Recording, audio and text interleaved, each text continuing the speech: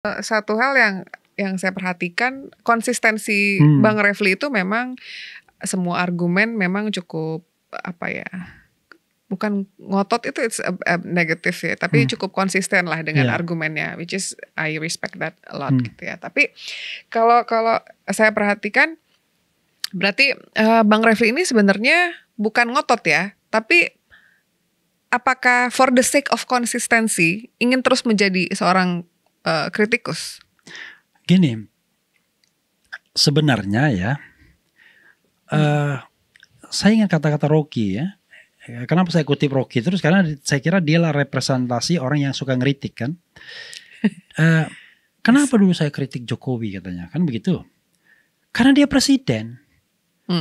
Kalau misalnya presidennya Prabowo, 6 menit dia bilang kalau nggak salah. 6 menit setelah dilantik saya kritik dia. Jadi yang saya ingin katakan adalah, kalau seorang intelektual itu adalah orang yang mewakili hati nurani masyarakat. Nah, hati nurani masyarakat itu biasanya selalu berhadapan dengan kekuasaan kan. Nah, kekuasaan apa? Kekuasaan yang tidak amanah tentunya. Kan kita tidak mempermasalahkan program pemerintah yang baik. Ya kan? Tapi kalau pemerintah yang nggak baik, masa kita nggak permasalahkan? Koruptor misalnya, korupsi misalnya. Politik dinasti misalnya, cawe-cawe misalnya. Tapi yang baik ya go ahead gitu loh.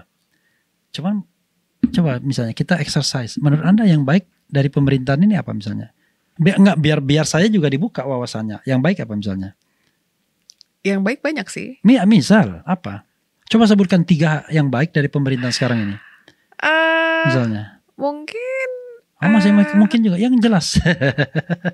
Kita nggak usah ngomong ini ya, nggak usah ngomong secara luas ya. Tapi IKN itu menurut IKN, saya sesuatu yang baik. Satu IKN. Kemudian apa lagi?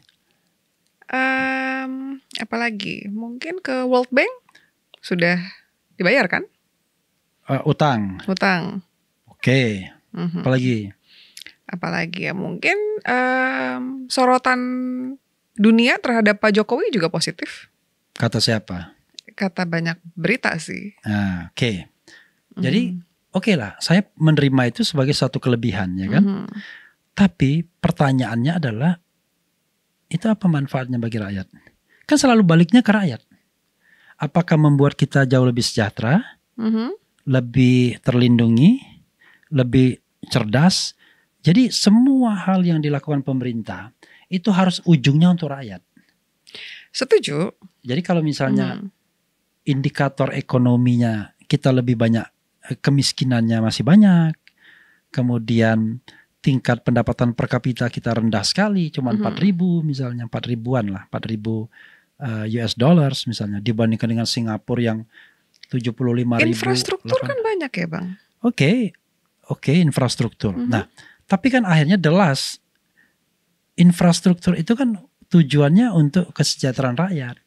Ya. Nah, saya misalnya pernah ngomong sama ekonom jalan tol misalnya. Saya kan ikut juga sebagai pernah jadi komisaris utama jalan tol. Tapi kan saya harus melakukan autokritik. Apakah jalan tol itu adalah jawaban bagi kesejahteraan masyarakat? Itu persoalannya. Nah, jawaban kesejahteraan masyarakat itu bisa tercapai kalau dengan adanya jalan tol, barang dan jasa itu lebih mudah dan lebih murah. Kan begitu? Karena tujuannya kan untuk melancarkan arus barang dan jasa. Kalau barang dan jasa lebih mahal, itu namanya nggak tercapai tujuannya. Jadi kita kadang-kadang melihat sesuatu itu cuma sasaran antara. Sama dengan ini, saya sering mencontohkan begini. Saya nih orang kampung, ya kan, di Jakarta. Saya punya duit untuk membeli mobil. Tapi kalau cuma saya membeli mobil sekelas Kijang, cuma Kijang doang. Saya butuh beli BMW, ya kan? Atau Mercy misalnya, yang dilihat orang, wah, saya mampu membelinya dengan syarat saya korbankan yang lainnya, benar nggak? Iya, ya harus kan? Ada prioritas memang. Iya, saya korbankan yang lainnya. Bahkan saya ngutang dengan jaminan rumah demi Mercy tersebut. Bisa jadi negara kita begitu. Artinya bukan prioritasnya di sana, tapi dipaksakan karena pemimpin itu selalu tergoda untuk melihat infrastruktur sebagai legacy. Padahal pusat pembangunan itu bukan di infrastruktur tapi di manusianya. Oke, saya sempat melihat ya beberapa rancangan anggaran ya yang dibuat oleh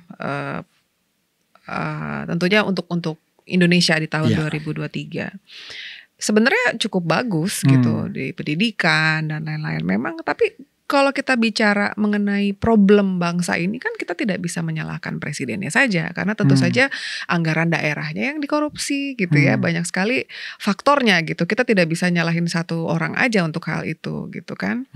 Jadi apakah itu menjadi sebuah kita nggak, menurut Bang Refli apakah itu menjadi sebuah patokan kalau salah satu presiden yang salah gitu, padahal sebenarnya banyak koruptor, anggaran daerah yang tidak. Sekarang saya tanya, kira-kira kita berapa ribu orang yang mau kita salahkan? Kan nggak selesai masalahnya. Oke, lalu kalau kita bicara mengenai jadi pertanyaannya sebenarnya bahasanya bukan menyalahkan. Jadi kita mengarahkan kritik kita tuh kepada primus inter pares. Orang yang kita anggap punya kemampuan untuk mengubah ini semua. Ngapain saya mengkritik Gubernur DKI yang cuma diangkat, Pak Heru, ya kan? Dia kan tidak menentukan sesuatu yang lebih independen. Jadi kita mengarahkan kritik itu kepada orang yang bisa menyelesaikan masalah. Nah kalau seorang presiden tidak bisa menyelesaikan masalah, lalu ngapain kita memilihnya? Jadi kan kita memilih orang yang terbaik, terhebat, primus inter pares untuk menyelesaikan masalah bangsa ini. Nah, tapi kan kita juga harus realistis. Makanya saya katakan harapan itu bernama Jokowi. Pernah saya tulis kan? Tapi saya menulisnya itu dengan kesadaran penuh. Kalau ekspektasi rakyat itu 100%, kan begitu? Halu itu ya. 30-40% aja udah hebat bisa direalisasikan. Tapi yang paling penting adalah sisanya tidak tercapai itu benar-benar karena sebuah kondisi yang kita butuh waktu, ya kan? Bukan sesuatu yang diacak-acak sendiri. Ya, contoh misalnya, kita kadang-kadang indikator kita tuh selalu ekonomi ya, karena padahal indikator politik, hukum, sosial, budaya itu penting, juga penting. Saya kasih contoh, saya tidak pernah merasa bangsa ini terbelah sebelumnya seperti sekarang ini. Bahkan di zaman Orde Baru pun, karena saya pernah mengalaminya, enggak terbelah kok. Gitu. Kompak tuh zaman Orde Baru. Maksudnya kompak satu rezim ya kan yang otoriter, satunya civil society yang dibelenggu, ya kan? Sehingga perlawanannya itu diametral tuh. Makanya kemudian terjadi reformasi.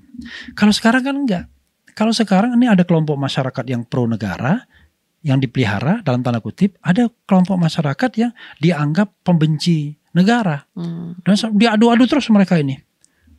Gitu. Padahal once Anda terpilih kan Anda adalah Presiden Republik Indonesia, bukan presiden kelompok tertentu. Nah, kalau saya mengatakan begini, besok ini kan konsep ya, mudah-mudahan konsep seperti ini kan tidak menjadi masalah secara hukum. Masa mengemukakan konsep jadi masalah? Saya menginginkan nanti besok siapapun yang terpilih bubar tuh relawan.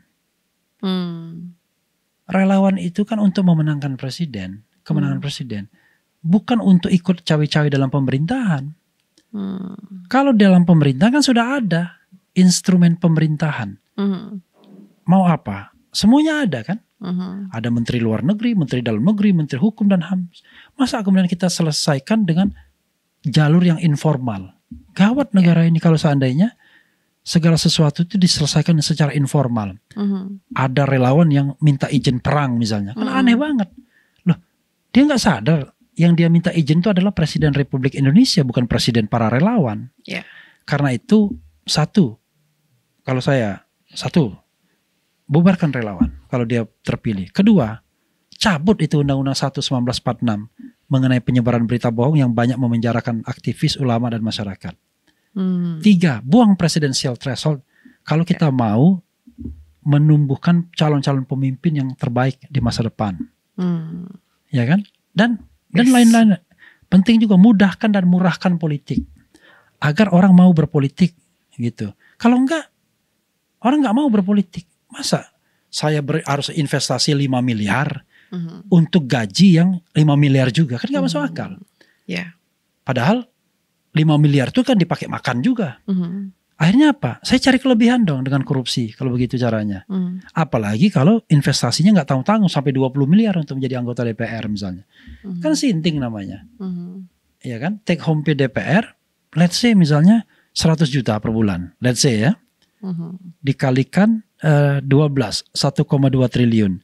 Kalikan 5 tahun, 6 triliun, 1,2 miliar. Kalikan 6 tahun, 6 miliar. Yeah. Lalu investasi politik saya 20 miliar, kan gak masuk akal. Lalu dari mana saya kelebihannya? Nyolong lah akhirnya. Kan begitu. Nah itu common sense saja. Yeah. Karena itu tidak akan pernah ada orang yang amanah untuk duduk dalam kekuasaan seandainya politik ini masih masih mahal dan brutal seperti ini. Gitu. Anda setuju pasti karena Anda kan merasakan itu pasti. Ya, setuju. Makanya semua gitu. ide itu, gagasan itu, gitu. Itu setuju sekali. Karena kan kalau Anda misalnya punya pengalaman di politik kan ketahuan bener kan. Yeah. Kalau kita nggak punya modal ya udahlah. Oh iya banget, betul. Lebih baik kita mundur aja. Iya. Karena belum apa-apa udah bilang. Anda punya peluru nggak? Punya modal nggak? Dan modalnya nggak kecil, 1, 2, 3 M itu udah pasti. Itulah kenapa banyak yang naik itu sebenarnya nggak berkualitas. Yang penting punya modal ya. Iya. Dan nggak pernah turun ke rakyat juga. Yang penting bagi-bagi amplop. Nah, pertanyaan kembali kepada pertanyaan tadi ya. Karena Anda mengatakan, wah ini masyarakatnya begini. Enggak. Masyarakat itu dibentuk oleh elit. Karena kita paternalistik. Ya. Jadi kalau misalnya bagaimana caranya melarang money politik? Mudah. Harus ada komitmen dulu dari presiden, dari elit-elit politik untuk meniadakan itu. Caranya apa? Bikin aturan yang sekeras-kerasnya. Kalau misalnya mereka money politik didiskualifikasi, modar mereka. Tapi kalau masih main temuan Bawaslu, ada money politik, masuk Gakumdu dan lain sebagainya, berat. Apalagi kalau Anda sudah berkuasa. Penegak hukum gak akan go forward kalau Anda sudah berkuasa. Sudah berkuasa Komisi 3 lagi misalnya. Waduh. Yang temannya Kapolri misalnya. Nah itu jadi kan di bawah ragu-ragu kan. Waduh. Kalau saya tindak nanti ada apa-apa dan lain sebagainya. Pasti penegak hukum akan menolak itu. Kami objektif saja. Tapi kan masyarakat gak bisa dibohongi. Ya kan? Emang kasus-kasus yang berita bohong apa-apa itu objektif? Ya enggak lah. Abang gak pengen masuk Komisi 3? Kalau misalnya politiknya lurus mau. Oke. Karena untuk mengabdi kan.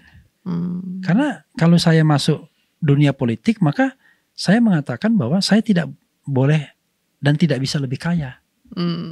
Kalaupun saya ada penambahan uang ya wajar aja. Karena secara wajar ya. Iya, karena uang itu memang didapatkan secara wajar dan karena full timer sifatnya, saya kan tidak boleh ada pekerjaan yang lain harusnya. Ini kan enggak. Ketika dia jadi anggota DPR, kerjaan lawyernya tambah banyak. Ketika dia jadi anggota, ketika dia jadi menteri, bisnisnya tambah gede. Yeah. Lalu artinya kan dia nggak kerja. Artinya dia ada conflict of interest di sana. Nah, yang seperti ini yang menurut saya, you name it. Ada nggak orang ya setelah jadi pejabat tambah miskin, setelah masuk politik tambah miskin? Nggak ada. Yang ada adalah kaya raya. Jadi kita bisa recognize, kita bisa mengenali satu-satu orang yang kaya setelah berpolitik.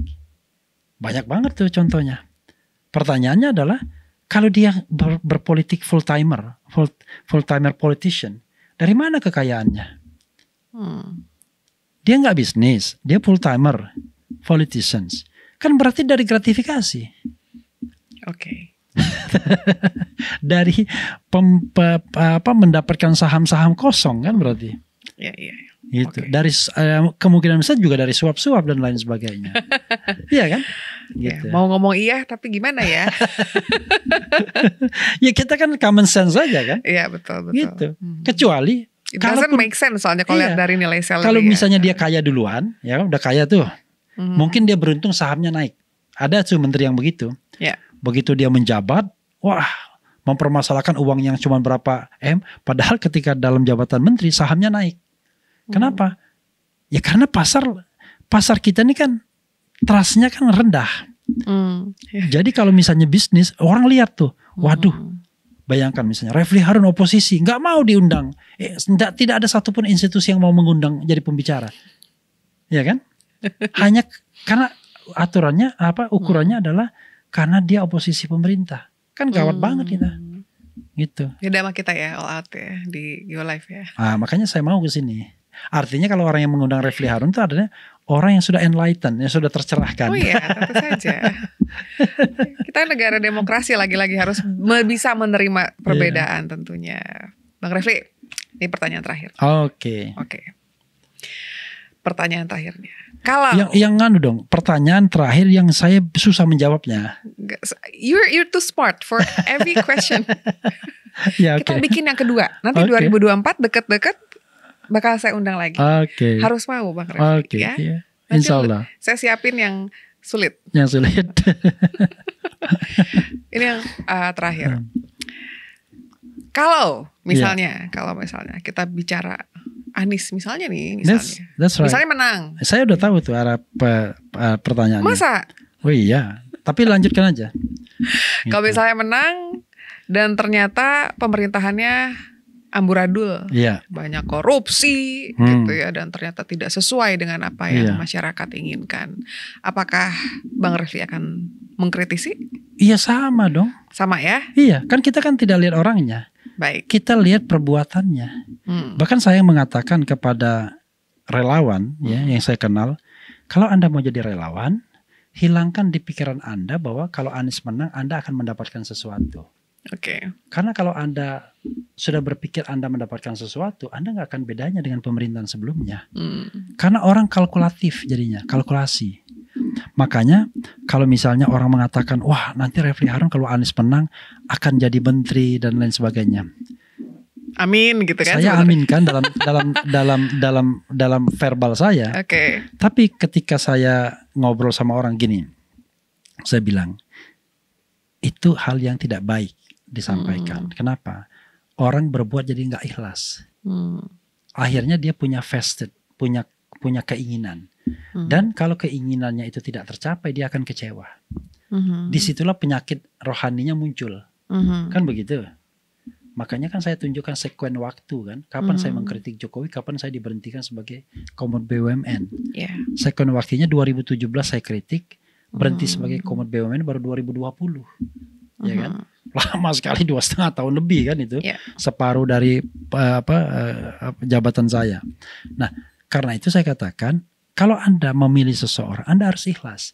Tapi kalau from the beginning Anda memilih karena ini duit, udah Anda akan menjadi bagian yang merusak bangsa ini, pastilah. Iya kan? Wah masuk, waduh enak sih tim, tajir duitnya. Udah pasti, Anda pasti akan merusak. Dan pemimpin itu juga akan merusak bangsanya. Karena dari awal dia sudah mengajarkan kepada orang-orang di sekitarnya, kalau Anda mau menang, Anda punya ini, dapat ini. Kalau Anda akhirnya apa? Yang terjadi adalah dua aja yang dikejar orang, uang dan jabatan, ya kan? Tapi kalau Anda ikhlas, insya Allah ikhlas, Anda nggak akan rugi.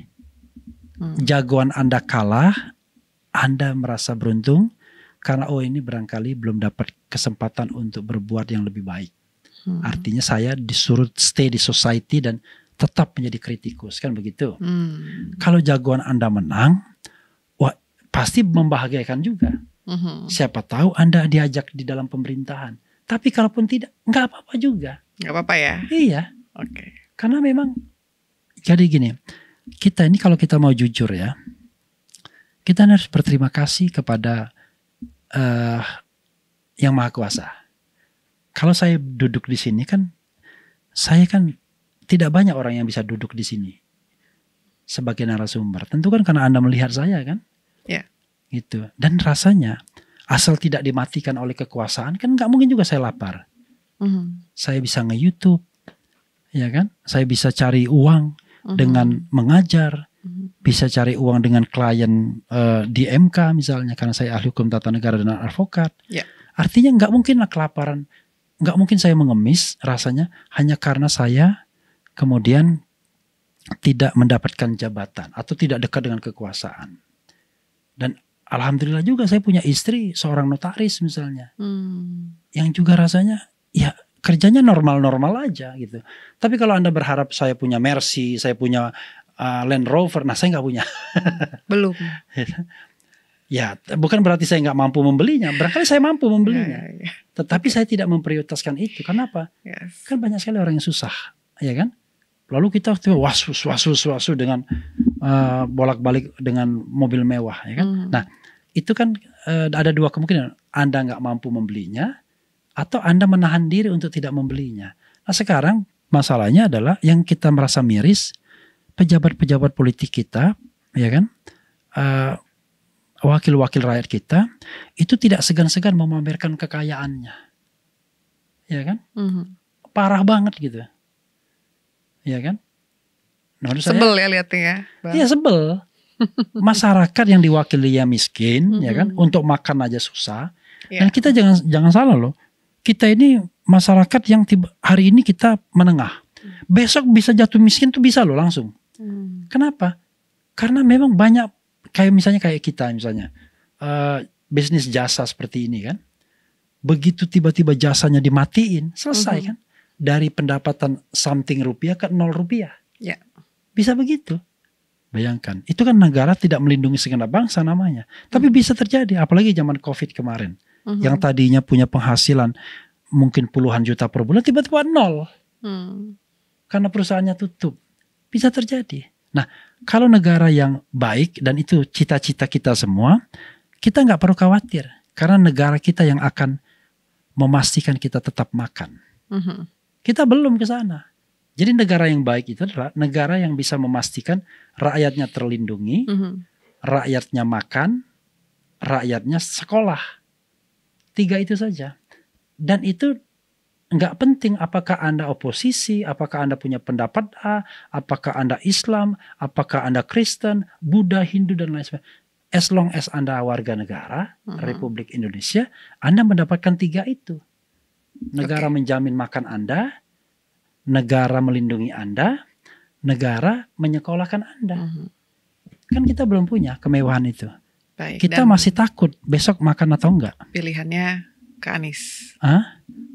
Kalau itu konsep ideal. Baik. Jadi saya tidak pernah mempercayakan bahwa konsep itu akan bisa dijawantakan satu orang saja. Harus punya kesadaran kolektif elit-elit ini. Jangan rakyat kan nggak tahan dia berdebat. Kalau kita kan masih bertahan berdebat. Maksudnya tahan tuh gini. Hari ini kita berdebat dan besok masih bisa makan. Kalau rakyat suruh berdebat besok dia nggak makan, maka dia gampang sekali dibeli. Dalam pemilu kan, dalam pemilu dia nggak sadar bahwa dia begitu karena secara struktural negara belum mengerjakan tugasnya dengan baik. Tapi mereka nggak mikir begitu. Yang mereka pikirkan kalau ada yang ngasih dia uang 100.000 kah, 200.000 kah, nah itulah ratu adil. Ketimbang calon yang cuma ngomong doang, kan begitu misalnya. Kan gawat. Akhirnya dia menganggap bahwa kemiskinan itu karena dia tidak sekolah, karena dia bodoh. Dia tidak pernah bicara bahwa kemiskinan itu karena disebabkan policy negara, kekuasaan negara. Gitu.